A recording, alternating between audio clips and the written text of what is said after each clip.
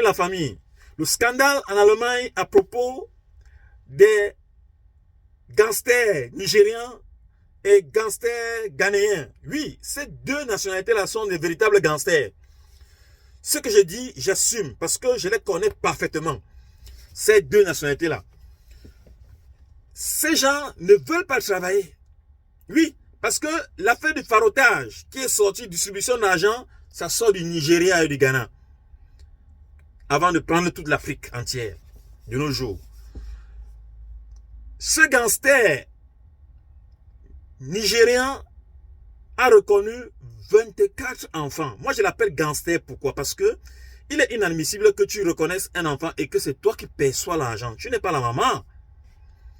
Le bon monsieur perçoit l'argent des 24 enfants à lui. Et ça veut dire qu'il perçoit 6 000 € par mois. Et en moyenne, 72 000 € par an. Le bon monsieur ne travaille pas.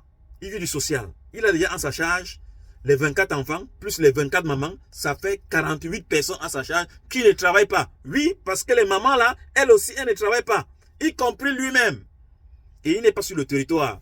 Le gars est en train de faire sa vie en Afrique. On l'appelle Cash. Cash. Mr. Cash. Hein? Mr. Cash, on l'appelle au Nigeria. Dans son parc auto, il n'a que des voitures de luxe. Et comment on l'attrape? Puisque les boucanistes aiment toujours faire du boucan. Et ce boucan a conduit à son satrape. Parce qu'il avait une voiture immatriculée encore allemande et en train de faire le bruit au Nigeria. Avec la plaque d'immatriculation de cette voiture, on s'est rendu compte que la voiture appartient à tel. Et cette tel-là, c'est le bon monsieur. Il ne travaille pas, les enquêtes suivent et on se rend compte que le bon monsieur vit du social, il a reconnu les enfants et il encaisse dans son compte 6 000 € par mois pour les enfants. C'est là où le scandale s'éclate. Comment est-ce que tu reconnais les enfants? C'est toi qui perçois l'argent. Et il n'est pas marié. Et ce n'est pas lui seul. Actuellement, les enquêtes se suivent. C'est-à-dire qu'on interviewe les femmes une après une. C'est très grave en Allemagne. Parce que les Allemands sont écœurés. Ils sont écœurés et ça veut dire que ça débat sur tous les plateaux. Et il n'est pas seul. Il y a son frère ghanéen. Oui, toujours les anglophones. Son frère ghanéen, lui, il a reconnu 20 enfants. 20.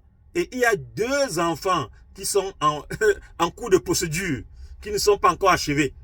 Oui, on est parti l'interviewer. Le bon monsieur à la maison, il était même torse nu, il sort son boubou, il s'habille.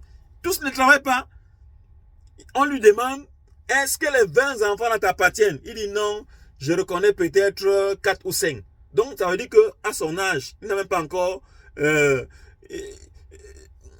a perdu la mémoire, mais il ne sait même plus le nom de ses enfants. Réel. Il dit qu'il connaît peut-être 4 ou 5. Peut-être 4 ou 5. Mais il a 20. Et 2 sont en cours. La police lui demande pourquoi est-ce que tu l'as fait? Il dit que non, les femmes souffraient et qu'il avait pitié, il voulait aider. Il voulait aider. Les Nigériens aident, ou bien les Ghanéens aident. C'est là. Donc, la famille, ça chauffe. Ça chauffe et ça brûle. Alors, tout ce cas, et ce n'est pas tout. Il y a un autre troisième larron. Lui, son problème c'est lequel?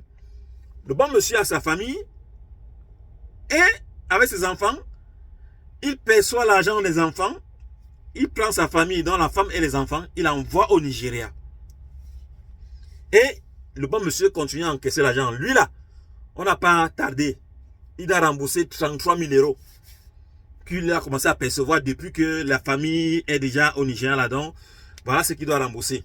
Donc lui, il a eu la chance même que on a trouvé ça très tôt. Parce que celui qui a commencé à apprendre, parce que celui des 24 enfants là, les enfants sont déjà grands. Il y a des enfants qui ont déjà 14 ans, les enfants qui ont 12 ans. Donc celui-là a encaissé les millions.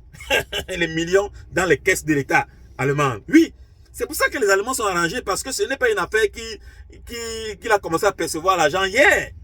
Il a commencé à percevoir l'argent depuis, on parlait de 1,5 million que le gouvernement allemand a dépensé pour ces familles-là, payant les assurances maladie, les cotisations et consorts. Donc pour lui, donc vous voyez que ce monsieur c'est un Allemand, hein?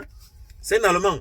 Alors là, je pense que il va durcir la demande de nationalité et durcir, il va faire durcir parce que déjà les journalistes sont sur les lieux terrain demandant comment est-ce qu'il a fait pour sortir de l'aéroport, lui étant au chômage. Voilà, parce que tu ne peux pas être au chômage et tu peux pas faire ta vie ailleurs. On va te donner autre une semaine. Une semaine pour te déplacer, mais pas un mois. Là, c'est très grave. Ça pleure sur tous les plateaux de télévision. Les débats sont déjà installés même dans les ministères pour dire que la demande de la nationalité maintenant là, seulement pour faire la demande. Quand on te donne le rendez-vous, il faut attendre 18 mois. Ah oui, c'est très grave. 18 mois pour attendre. À espérer avoir un rendez-vous. La famille, vous-même, je vous laisse écouter la vidéo. Man muss an die Ausländerbehörde schreiben, dass man gerne Einbürgerung beantragen möchte. Dann wird man auf eine Warteliste gesetzt und es dauert circa 18 Monate, bis man Antwort von der Ausländerbehörde bekommt mit einem